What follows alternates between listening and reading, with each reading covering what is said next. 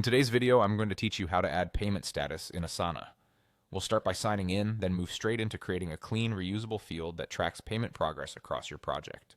Open your browser and head to Asana's login page. On the login screen, choose Continue with Google. If you normally log in another way, that's fine too. Use your usual method. When Google's account chooser appears, select your account to complete the sign-in flow. Once you're in, navigate to your workspace home. From there, open the specific project where you want to track payment status. Inside the project, look to the top right and click Customize. This is where Asana lets you tailor the project to your workflow without changing the core layout.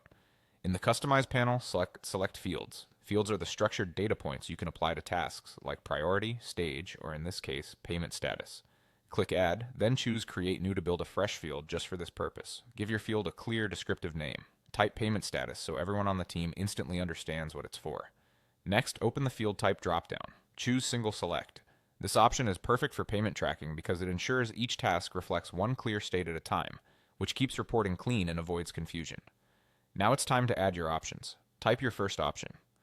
Think of something that marks the earliest stage, like not invoiced or invoice sent, whatever matches your process.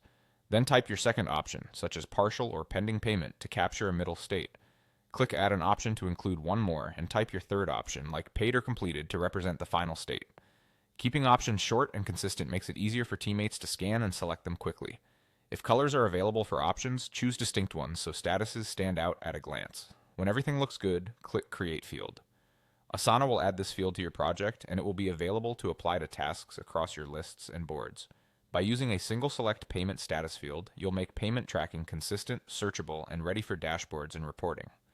It also reduces back and forth because everyone can see the current status right on the task. That's it, you've added a payment status field in Asana. If you're working with multiple teams, consider documenting the exact option names you chose so everyone uses them the same way. Thanks for watching, and feel free to replay any section if you need to follow along while you set it up.